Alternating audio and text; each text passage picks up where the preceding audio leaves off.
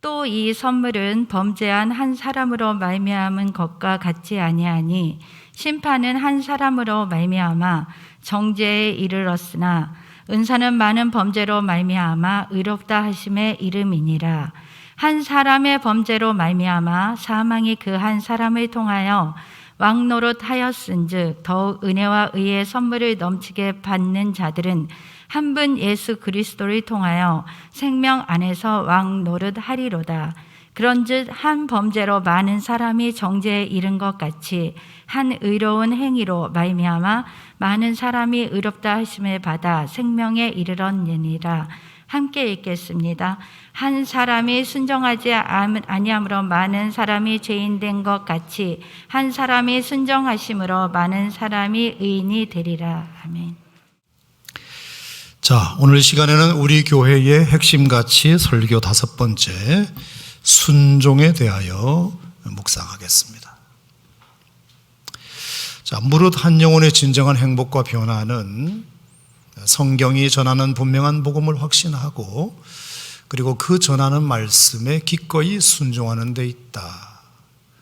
무릇 한 영혼의 진정한 행복과 변화는 성경이 전하는 분명한 복음을 확신하고 그 전하는 말씀에 기꺼이 순종하는 데 있다. 제가 연일 강조하고 있는데요. 자, 그렇다면 오늘은 왜 우리가 한 손에는 스마트폰을 들어야 하지만 또 한 손에는 이 성경도 꼭 들어야 하는지 그 5번째 이유를 말씀드리도록 하겠습니다. 자, 첫 번째 이유는 여러분에게 말씀드린 대로 이 성경이야말로 하나님의 말씀이기 때문이다. 따라합시다. 성경은 하나님의 말씀입니다. 동의하십니까? 성경이 왜 우리 손에 꼭 들어있어야 되느냐 하면 성경이 하나님의 말씀이기 때문이죠. 성경은 내 인생의 사용설명서이고 내 인생 초행길의 내비게이션이고 내 영혼을 비추는 거울이기 때문이다. 오직 성경만이 우리 인생의 충분 조건을 충분한 만큼 채워주는 유일한 도구이기 때문이다. 믿으시면 아멘 하시기 바랍니다. 두 번째, 왜 성경이 우리에게 절대적으로 중요하냐? 성경만이 복음을 말해주기 때문이다. 자, 복음이라고 하는 것은 뭐냐? 이 세상을 너무도 사랑하신 하나님께서 당신의 아들 독생자를 이 땅에 보내셔서 그를 십자가에 죽게 하심으로 우리의 죄를 사해 주셨을 뿐만 아니라 그를 부활하게 하심으로 나도 영생을 얻을 길을 활짝 열어주셨다는 소식인데 도대체 이 소식이 성경 말고 그 어디에 기록되어 있느냐? 동의하시죠? 그래서 성경은 우리에게 너무나 중요한 가치이다. 세 번째, 성경이 왜 우리에게 중요하냐? 오직 성경만이 그 누구도 그 무엇도 줄 수 없는 확신을 주기 때문이다. 확신. 뭐든지 확인해 보지 않고는 확신할 수 없는 이 세상. 여전히 확률이 몇 %냐에 따라서 일희일비하는 세상.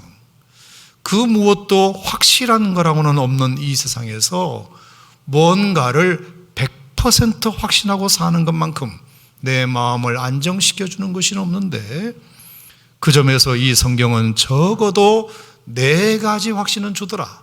첫 번째가 하나님 사랑 변치 않는다. 하나님 내 길 인도하신다. 반드시 기도 응답하신다. 하늘의 것을 구하면 산다. 여러분, 그래서 성경은 너무 중요합니다. 믿으시면 아멘 하시기 바랍니다. 자, 그리고 4번째, 어제 성탄 설교에서는 한 영혼에 대해서 말씀드렸습니다. 오직 성경만이 이 한 영혼의 가치를 제대로 인정해 주더라. 어느 세상에 그래 나 한 사람 위해 하자고 어느 하늘의 신이 당신의 독생자를 이 땅에 보냈다는 종교가 있냐? 나 한 사람 죄를 사해 주시려고 당신의 아들을 십자가에 죽이시기까지 하셨다고 기록해 놓은 경전이 있냐? 하나님 외에는, 성경 외에는 없다. 그래서 우리의 고백도 갈라디아서 2장 20절에 나와 있는 것처럼 나를 사랑하사 나를 위하여 자기 몸을 버리신 하나님의 아들을 믿는 믿음. 믿으시면 아멘 하시기 바랍니다. 나를 사랑하사 나를 위하여. 내 이 한 영혼이 이렇게 소중하구나. 이것을 제대로 알려주는 책은 성경밖에 없기 때문에 성경은 너무 중요하다. 자, 그리고 이제 오늘 다섯 번째, 우리가 성경을 놓치지 말아야 하는 또 다른 이유는 오직 성경만이 그대로 따를 만한 가치가 되기 때문이다. 오직 성경만이 100% 믿고 순종할 만한 책이기 때문이다. 이 말씀을 오늘 한번 드려보도록 하겠습니다. 자, 생각해 보세요. 정말이지 이 성경 말고 그 무엇을, 그 어떤 사상과 철학을 아무런 비판 없이 따져볼 것도 없이 순종만 하면 되는 책이 있겠습니까? 여러분, 그런 책이 있으면 한번 얘기해 보세요. 성경 말고 그 어느 책이 따져볼 것도 없고 물어볼 것도 없고 확인해 볼 것도 없고 무조건 믿으면 돼. 여러분, 이런 책이 성경 말고 또 어디 있나요? 솔직히 이순재 씨가 몇 년 전에 광고할 때 묻지도 말고 따지지 말고 이 보험 한번 들어봐 그랬거든요. 제가 이순재 씨를 믿지만 그래도 보험은 따져봐야 돼요. 내가 이순재 씨를 못 믿어서가 아니라 그래도 그 양반 말하는 보험은 따져봐야 돼요. 확인해 봐야 되고요. 두들겨 봐야 되고요. 점검해 보고 계산해 보고, 그래서 따라야 할 것 같으면 따르고 아니면 말고 그래야죠. 하지만 성경 말씀은 여러분 그렇지 않아도 됩니다. 충분히 순종할 만하고요. 그대로 따를 만합니다. 안 따르는 게 더 위험합니다. 실제로 여러분, 성경에 나오는 3만 명 가까운 인물들을 가만히 보세요. 복받은 사람과 복받지 못한 사람, 천국 간 사람과 그렇지 못한 사람을 보면 그 원인은 너무 명명백백합니다. 성경이 뭐 많은 말씀을 엄청나게 이래저래라 해주는 것 같지만 사실 건져보면요, 성경은 딱 두 가지예요. 하나는 믿으면 살고 안 믿으면 죽는다. 그리고 또 하나는 순종하면 살고 불순종하면 죽는다. 이것밖에 없어요. 성경 어디를 펼쳐보세요. 이 원리를 벗어난 예외가 단 하나라도 있는가? 제가 눈 씻고 몇십 년을 성경을 본 사람으로서 믿으면 살고 안 믿으면 죽어, 순종하면 살고 불순종하면 죽어, 이 두 가지가 성경의 핵심이에요. 이것의 예외는 하나도 없어요. 물론 사람이 자기 생각이 있지만, 자기 판단이 있지만, 자기 경험이 있지만, 자기 방식이 있지만, 일단은 하나님 말씀으로 주어진 거라면 믿고 보는 것, 그것이 내가 사는 길이고 복받는 길인 줄 믿으시기 바랍니다. 오히려 그렇지 못하여 심판을 면치 못하는 경우가 훨씬 많다. 예컨대 인류 역사의 가장 불행한 결과를 만든 사건도 한번 보세요. 자, 우리 인류 역사의 가장 불행한 일을 제공한 사건이 뭔가요? 많은 사람의 목숨을 빼앗아간 제1차 세계대전, 2차 세계대전일까요? 많은 사람의 목숨을 빼앗아 가고 있는 코로나19일까요? 여러분, 그것보다 비교할 수 없는 불행함을 가져온 사건이 또 있어요. 그게 뭐냐? 아담과 하와의 범죄 사건입니다. 그로 인하여 얼마나 많은 사람들이 불행한 삶을 살고 있는지 모릅니다. 이 땅에 나고 죽는 모든 인간이 그들이 지은 죄 때문에 태어나고, 그들이 지은 죄 가운데 태어나고, 누구도 예 없이 그의 죄법 아래 우리가 눌려 살고 있습니다. 왜냐? 그 아담과 하와가 죄를 세상에 끌어들였기 때문입니다. 하여 이 세상의 모든 비극과 저주, 악독과 상처는 모두 다 그로부터 기인되었다고 해도 과언이 아닙니다. 자, 그러면 대체 그 아담과 하와가 무슨 죄를 지었기에 이렇게 자신들과 후대에 큰 불행을 가져왔는가? 그게 바로 오늘 성경 로마서 5장이 가르쳐주는 본문입니다. 자, 오늘 본문 5장 12절 말씀을 보시면 다 같이 한번 읽겠습니다.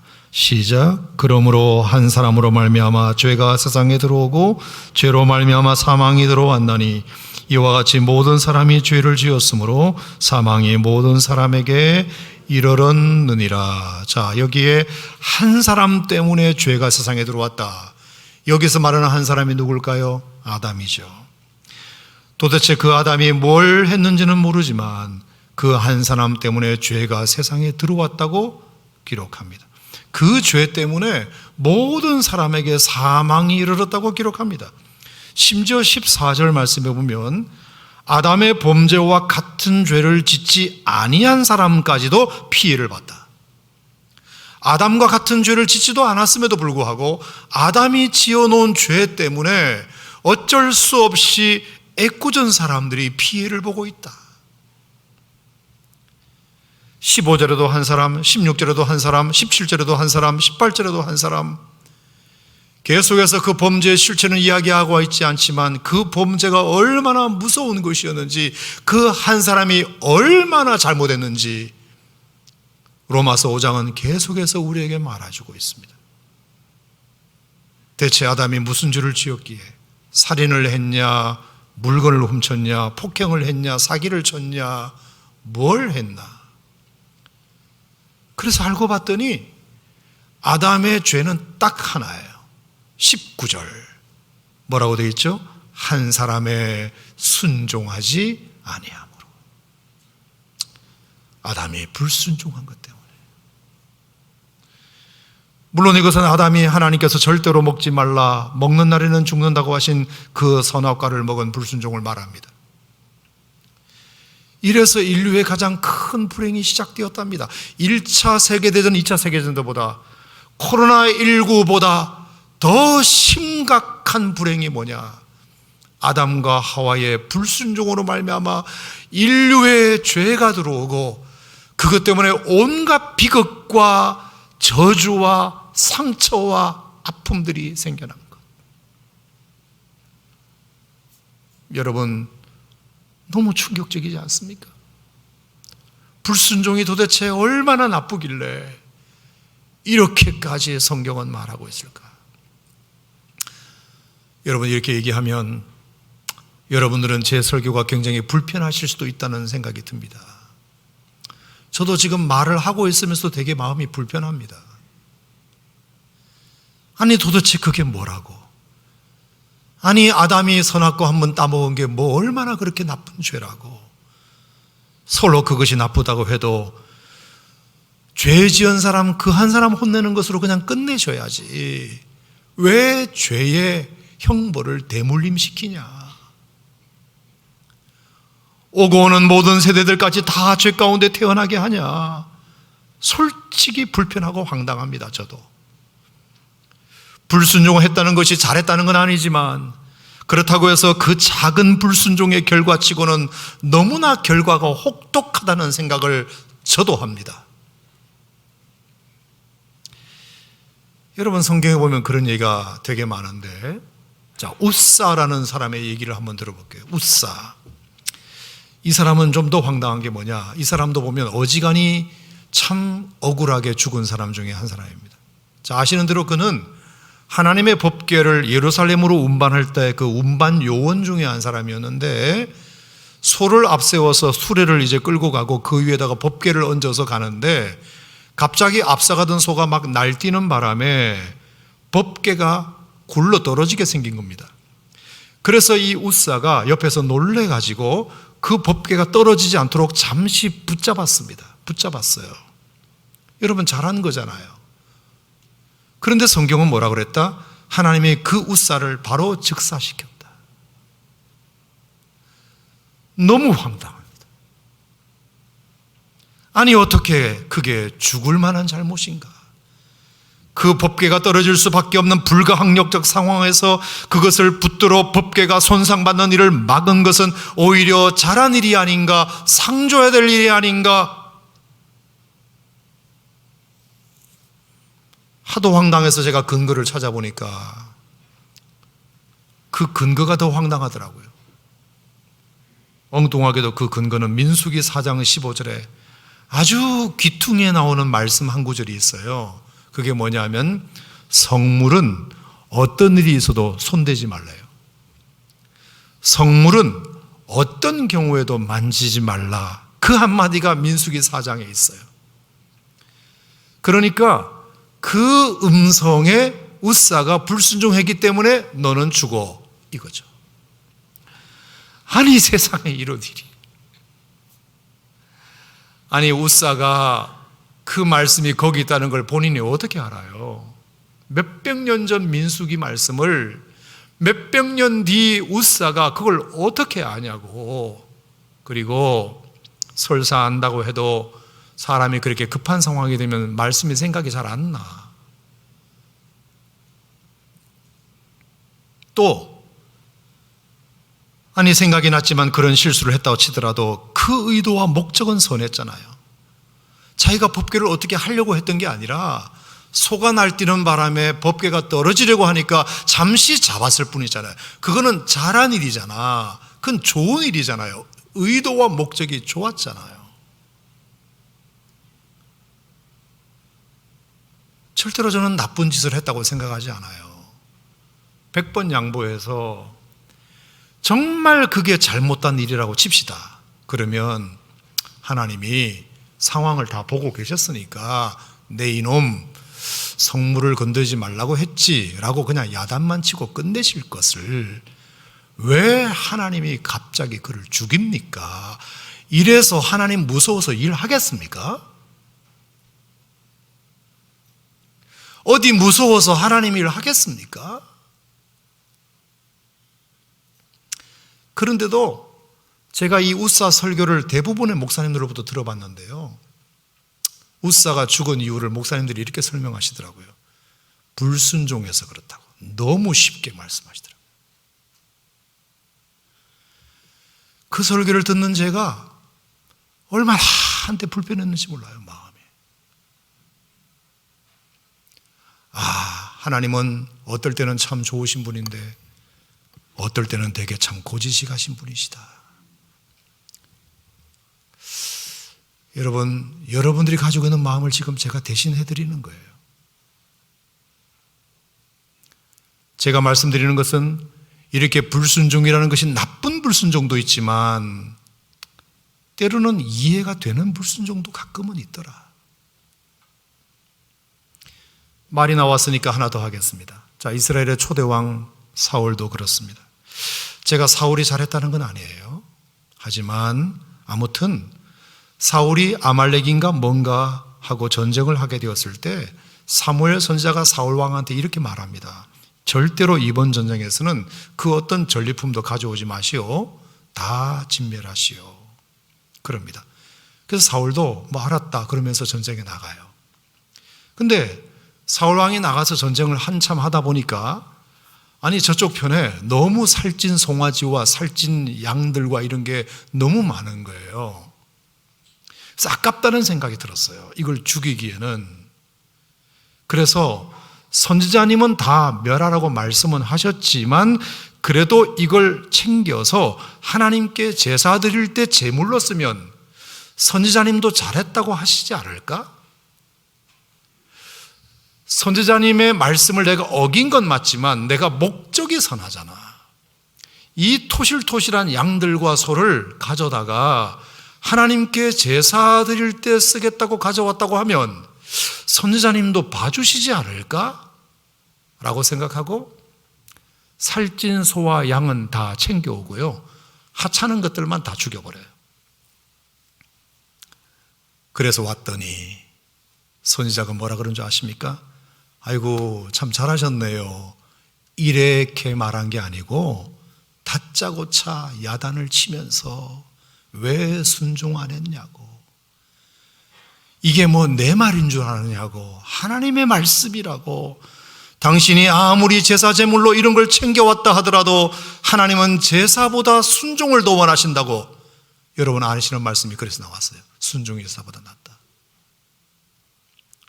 그러면서 결국 그 사건 때문에 사울의 모가지가 날아갑니다. 사울 왕이 폐위가 됩니다. 폐위. 당신은 왕의 자격이 없대. 저는요, 솔직히 이런 성경을 대하면 마음이 불편해요.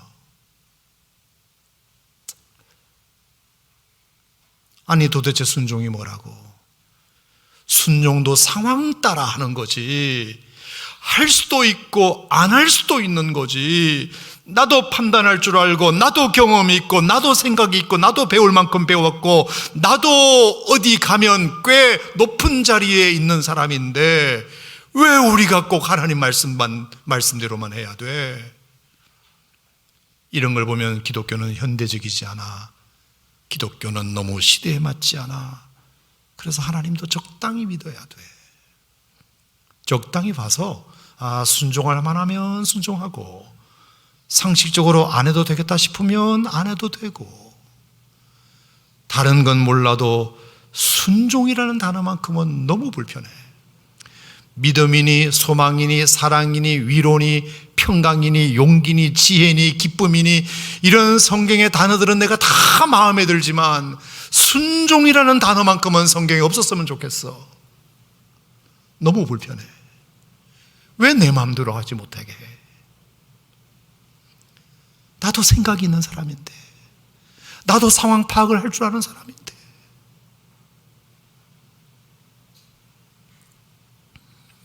특히 요즘 같은 포스트 모더니즘의 시대, 탈권위 시대, 지식산업 시대에는 아무래도 아닌 것 같아.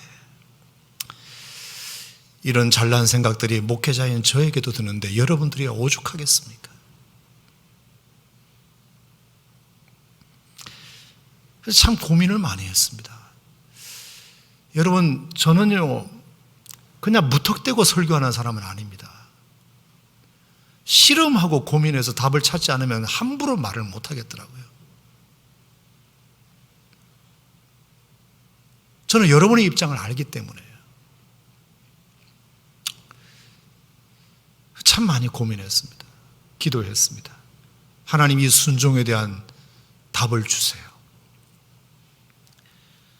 성경에 보니까 순종이라는 단어가 여전히 130번 넘게 나와요. 성경도 순종에 대해서만큼은 양보할 생각이 없나 봐요. 한 사람의 순종치 아니함으로 많은 사람이 죄인 된 것 같이 한 사람의 순종하심으로 많은 사람이 의인이 된다는 입장을 성경은 여전히 고수하고 있어요. 순종해라. 계속 성경은 우리에게 찔러요. 이런 말씀과 현실의 팽팽한 긴장 사이에서 나는 오늘 설교자로서 어떤 가교 역할을 해야 될까? 주님, 이 순종의 의미를 좀 가르쳐 주세요. 저부터 이 말씀이 좀 믿어지게 해주세요. 이 말씀 또한 불변의 진리임을, 성경에서 절대로 뺄 수 없는 단어임을 이 우둔한 머리로도 이해할 수 있도록 도와주세요. 오늘 설교는 그 고민과 기도에서 한 물이에요. 그래서 제가 두 가지 결론을 얻었어요. 두 가지. 순종에 대하여. 여러분 오늘 한번 들어보시고 제 말에 동의가 되시면 그대로 하세요. 저는 오늘 두 가지로 결론을 좀 내리고 싶은데요. 자, 신앙생활이라는 건 다 좋은데 순종이라는 이슈만 나오면 마음이 불편하고 갈등하는 여러분들에게 조금이나마 도움이 되기를 바라면서 지금부터 두 가지 결론을 말씀드려 보겠습니다. 순종에 대하여. 첫 번째, 제가 발견한 순종에 대한 생각은 놀랍게도 순종이 곧 믿음이더라, 이 뜻이에요. 자, 한번 따라 해보세요. 순종이 곧 믿음이더라. 다시 말하면 믿음에는 반드시 순종이 포함되어야 하더라. 그러니까 말로만 믿는 것, 마음으로만 믿는 것, 생각으로만 믿는 것은 믿음이 아니더라. 말은 할 수 있어. 믿는다고. 생각으로는 품을 수 있어요. 믿는다고. 하지만 그것은 진짜 믿음이 아니더라. 그래서 여러분이 제 설교에 고개를 끄덕끄덕 하시잖아요. 때로는 아멘도 하시잖아요. 설교 끝나고 은혜 받았다고 말씀하시잖아요. 다 안 믿어요. 어디까지 볼 거냐 하면 그분이 진짜 그대로 사는지까지 봐야 되겠어요. 저는 부르지 않는 노래는 노래가 아니에요. 울리지 않는 종은 종이 아니에요. 표현하지 않는 사랑은 사랑이 아니에요. 순종하지 않는 믿음은 믿음이 아니에요. 동의하십니까? 믿음의 크기는 순종의 크기와 반드시 비례합니다. 자, 얘기를 제가 하나 할게요. 자, 미국에 가면 나이아가라 폭포라는 것이 있답니다. 저는 들어만 봤습니다. 가보지는 못했습니다. 나이아가라 폭포라는 것이 있답니다. 얼마나 그 폭포가 크고 넓은지 높이만 해도 한 60m, 넓이만 해도 한 800m 정도 된답니다. 그래서 폭포의 이쪽은 미국 땅이고 폭포의 저쪽은 캐나다 땅이랍니다. 자, 이 폭포에 얽혀있는 재미있는 얘기 중에 1859년에 있었던 이야기 한 토막을 들려드리겠습니다. 한 유명한 고개사가 이 폭포 사이에 줄 하나를 양쪽 끝으로 연결시켜 놓고 세상의 그 위를 건너갔다 건너오겠다고 광고를 붙인 겁니다. 보러 오시라고 사람들을. 제가 줄 하나에 몸을 의지해서 그 폭포를 건너갔다 건너올 테니까 사람들 보러 오세요. 보러 오세요. 그래서 얼마나 많은 사람들이 그걸 보려고 모였는지 몰라요. 그 주인공이 바로 찰스 블론딘이라는 고개사입니다. 사람들이 다 모이자 이 찰스 블론딘은 신이 나가지고 사람들에게 묻습니다. 자, 여러분, 제가 오늘 이 외줄 하나에만 의지하여 이쪽에서 저쪽까지 다시 저쪽에서 이쪽으로 나이아가라 폭포를 건너올 텐데 제가 무사히 건너갔다 오리라고 믿으시면 손 드시기 바랍니다. 그랬더니 다 손을 들어요. 믿습니까? 하니까 믿습니다. 그래요. 아, 감사합니다. 여러분이 믿어주시는 그 힘을 따라 제가 그럼 한번 건너보겠습니다. 그러면서 이 찰스 블론디는 그들의 믿음대로 외줄 하나에 의지하여 무사히 건너갔다가 돌아옵니다. 그랬더니 사람들이 박수를 치면서 이야 대단하다 그럽니다. 그러자 두 번째 찰스 블론디는 또 묻습니다. 자, 그렇다면 이번에 여러분 묻겠습니다. 이번에는 제가 누군가 한 사람을 등에 업고 다녀오려고 하는데 그것도 성공하리라고 믿습니까? 아멘은 아니구나. 믿습니다 하면서 박수를 치면서 그래요. 아, 감사합니다. 이것까지 믿어주시니 감사합니다. 그러면 제가 이제 시범을 보여드릴 테니 제 등에 혹시 업히실 분 있으시면 손 드시기 바랍니다.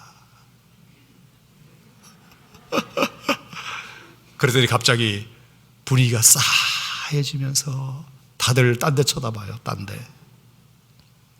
손을 안 들어.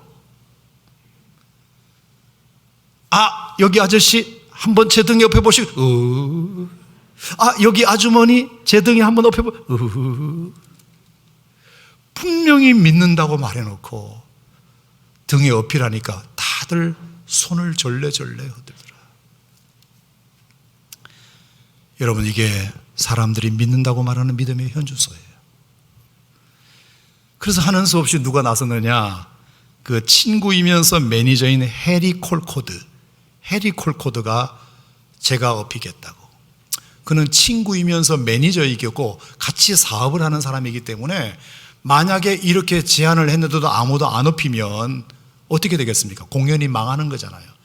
그래서 돈 아까워서라도 내가 억지로 한번 업혀야 되겠다. 매니저인 자기가 업힙니다. 그런데 아무리 돈이 중요하고 사업이 중요해도 그 친구를 정말 믿지 못했다면 선뜻 나서지 못했을 텐데 그는 친구의 실력을 온전히 믿었기 때문에 그의 초청에 응한 것 아니겠습니까? 자기도 목숨이 두려운 사람 아닙니까? 그래서 자기 몸을 그 친구 찰스 블론딘의 등에다가 자기 몸을 맡기게 됩니다. 당연히 무사히 건너갔다가 무사히 건너오게 됩니다. 자, 이것을 전문 용어로 뭐라 그러냐 하면은 이게 역량에 기초한 신뢰, 역량이 컴피텐스잖아요. competence based trust. 역량에 기초한 신뢰, 지식에 기초한 신뢰, 그리고 일체성에 기초한 신뢰라고 말합니다. 저는 전적으로 동의하고요. 이것을 믿음이라고 말합니다. 믿음은 절대로 말이 아니다, 생각도 아니다. 믿음은 신뢰다, 행동이다, 맡김이다, 순종이다. 맡긴 만큼 믿는 거고 순종한 만큼 믿는 것이다. 그렇다면 왜 우리가 이 현대사회에서도 여전히 순종해야 하느냐? 특별히 이 순종이 우리 신앙생활의 중요한 가치냐? 믿음과 순종을 뗄 수 없느냐? 순종하는 만큼이 그 사람이 믿는 것이기 때문이라는 것입니다. 어떠세요, 여러분? 맞지 않습니까? 그러므로 당신에게 믿음이 있는가? 순종을 보이시오. 당신에게 믿음이 있다면 순종을 보이시오. 그렇게 당당하게 말할 수 있습니다. 왜? 믿음이 순종이기 때문입니다. 순종하는 것만큼만 믿는다고 말할 수 있기 때문입니다. 그래서 성경은 오늘도 순종하라고, 성경에서 절대로 순종이라는 글자를 지우지 않고 우리에게도 오늘도 도전하고 있습니다. 당신이 하나님을 믿는다면 그 말씀에 순종하는 것이 믿음이다. 두 번째 제가 순종에 대한 깨달음은 순종이 있어야 하나님이 일하시더라. 하나님이 일하시더라. 창세기부터 계시록까지 어느 성경 어느 인물이 순종 없이 위대한 역사를 이룬 사람이 있나요? 제가 조사한 바에 의하면 단 한 건도 없어요. 자기 판단으로, 자기 생각으로 위대한 역사를 이룬 사람은 성경에 단 한 사람도 없어요. 성경의 위대한 일을 이룬 사람들은 다 100% 순종의 사람이에요. 예컨대 노아, 위대한 새 시대의 주인공이 된 이유도 가만히 보면 어렵지만 여호와의 말씀대로 홍수 예언을 믿고 방주를 짓는 순종이 있었기 때문에 그 가족도 살고 그도 새 역사의 주인공이 됩니다. 나면서부터 소경된 자 역시도 그냥 예수님이 진흙을 이겨발라 실로암 물가에 씻으라 하시기에 그대로 순종하여 자기 몸에 변화가 일어납니다.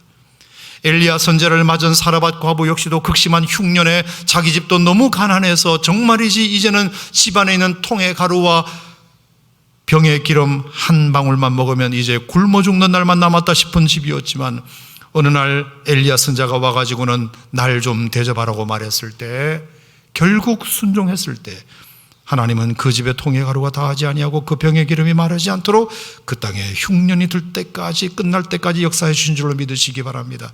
가나 혼인잔치, 포도주 이야기도 마찬가지고 나병 환자, 아람 나무 환자, 나아만 장군도 마찬가지고 순종했을 때 그 누구도 그 무엇도 그 알량한 자존심도 해결하지 못했던 문제를 한 방에 해결하게 됩니다. 그러므로 다른 것은 몰라도 적어도 성경 속의 위대한 변화는 100% 순종과 관련이 있더라. 제가 99%만 해도 저는 이 얘기 안 합니다.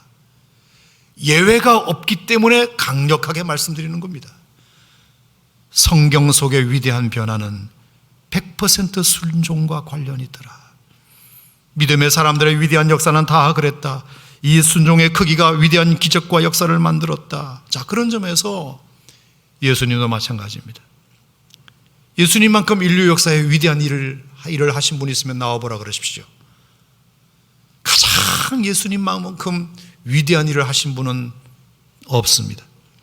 예수님만큼 인류 역사에 위대한 선물이 되신 분도 없습니다. 그렇다면 이 예수님은 어떻게 우리 인류에게 가장 위대한 선물, 인류 역사의 가장 위대한 일, 역사의 BC와 AD를 나누는 일, 내 인생의 BC와 AD를 나누는 이 일을 하실 수 있었을까? 도대체 예수님이 뭘 했기에 이렇게 예수님은 오고 오는 모든 세대에 가장 위대한 인류의 선물이 되실 수 있었을까? 그 비결도 로마서 5장 19절 말씀. 따라합시다. 한 사람이 순종하심으로 많은 사람이 의인이 되리라. 예수님이 한 거라고는 딱 그거밖에 없어요. 순종하신 것 그냥. 하나님의 아들이 이 땅에 오시는 거에 그게 순종할 일입니까? 만왕의 왕이신 하나님이 이 땅에 낮고 낮은 천한 자리에 오셔서 종의 형체를 가져 사람들과 같이 되는 것이 이게 쉬운 일입니까? 이게 순종할 만한 일입니까?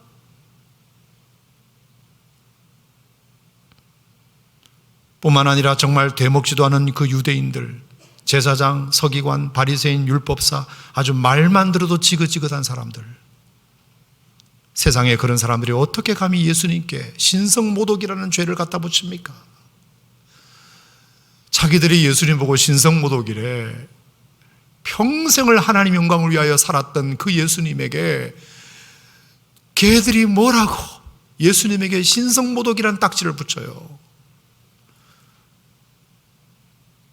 세상에 이런 억울할 때가 어디 있나요? 그러면서 음모를 막 꾸며요. 그러니 어떻게 그들이 음모를 꾸미는 대로 예수님은 따라갈 수 있나요? 순종할 수 있나요? 백성들도 마찬가지예요. 예루살렘에 들어올 때 예수님 앞에 호산나 호산나 하면서 종려나무 가지를 흔들면서 막 환호할 때는 언제고 불과 5일 만에 예수를 십자가에 못 박으래요. 바라바를 놔주고 예수를 죽이래요. 불과 5일 만에. 그렇게 예수님 없으면 죽고 못 살 것 같은 백성들이 5일 만에 헷가닥 뒤집혀가지고 세상의 그 악한 강도 바라바는 석방시키고 예수는 못 박으래요. 이 배신감. 그런데도 어떻게 그들의 요구대로 예수님은 잠자코 십자가에 자신의 몸을 맡길 수 있었을까? 하나님 아버지도 마찬가지예요. 아니 보내실 때는 언제고 죽이시는 건 또 뭔가? 도대체 아들이 아버지한테 순종하지 않은 것이 뭐가 있다고? 정말 예수님처럼 하나님 아버지께 순종을 철저히 한 아들도 없어요. 그러면 상을 줘야지. 어떻게 십자가에 자기 아들을 마지막 죽입니까? 실컷 순종했더니 결국은 십자가에 죽으래. 그게 아버지가 할 일입니까? 그게 하나님 아버지가 할 일이에요?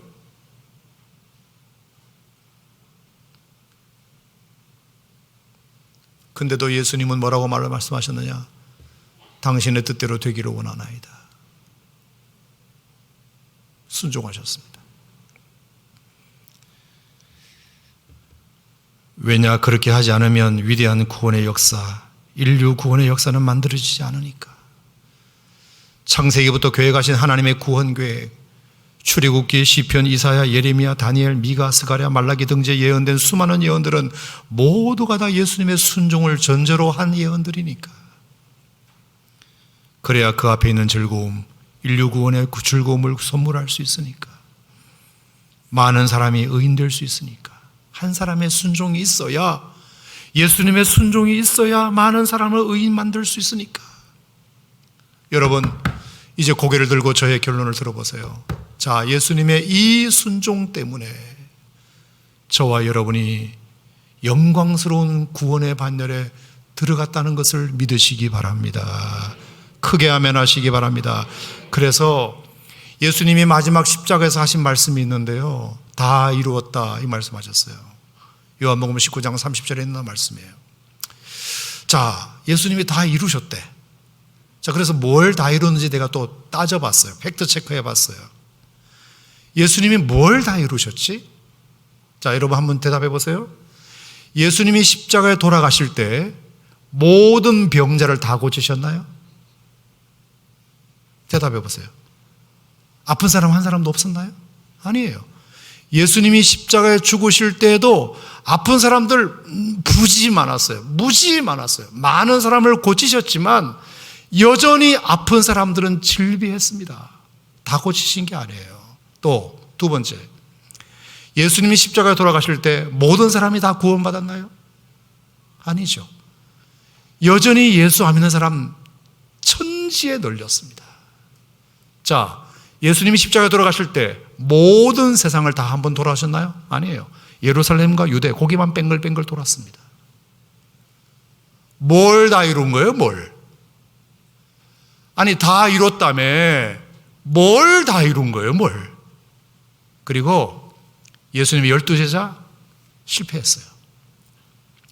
12제자를 키워놨더니만 얘들 다 배신하고 다 부인하고 다 가버렸어요. 도대체 예수님이 뭘 한 게 있다고 병자를 다 고치기를 했어, 전도를 다 하기를 했어, 12제자를 제대로 키우기나 했어. 뭘 제대로 한 게 없어요. 근데 다 이루셨대. 다 이루었다. 뭘 이루셨지? 도대체 뭘 하셨지? 어느 날 제가 깊은 깨달음을 얻었어요. 여러분, 다 이뤘다는 이 말씀은 하나님이 자신에게 시키신 일에 다 순종했다 이 뜻이에요. 하나님이 아들에게 하라고 하신 일을 하나도 남김없이 100% 온전히 다 순종했다. 다 이루었다는 말은 이퀄 다 순종했다. 예수님이 잘한 거라고는 딱 한 가지밖에 없어요. 하나님 말씀에 이해가 되든 안 되든 끝까지 순종하신 거. 근데 결과가 어떻게 되는지 알아요? 결과. 여러분과 제가 구원받았을 뿐만 아니라 지금 세계 방방곡곡 교회 없는 곳이 없어요. 얼마나 그 예수님을 사랑한다고 예수님을 예배하고 예수님을 따르고 예수님을 전하고 예수님을 위하여 순교하겠다는 사람들이 얼마나 많은지 몰라요. 도대체 예수님이 뭐라고? 예수님이 그냥 순종하신 거 그거밖에 없어요. 근데 그 결과는 엄청나요. 엄청나요. 순종이 답이구나. 가장 부담스러운 단어, 성경에 이건 좀 뺐으면 좋겠어. 그냥 위로, 소망, 평안 이런 것만 있으면 좋겠어요. 근데 꼭 순종하래. 이게 다 걸려. 항상 걸려요, 마음에. 저 알아요. 저도 그러니까요. 하지만 믿음은, 순종하지 않으면 믿음이 증명될 수가 없어요. 순종하는 만큼의 크기가 믿음의 크기예요. 말로 하는 거는 골백번도 할 수 있어요. 하지만 내가 정말 순종하는 것이 진짜 믿음이다. 두 번째, 순종해야 하나님이 역사하신다. 2021년 한 해를 살아오신 여러분, 그리고 새해를 시작하실 성도 여러분, 오늘 저는 여러분들을 위해서 귀한 말씀을 준비하여 여러분과 나누었습니다. 새해에도 하나님의 말씀에 순종으로 반응하셔서 저는 여러분들을 통해서 정말 하나님의 위대한 역사를 만들어내는 그런 놀라운 일이 있기를 주의 이름으로 축복합니다. 따라합시다. 순종이 믿음입니다. 순종이 능력입니다.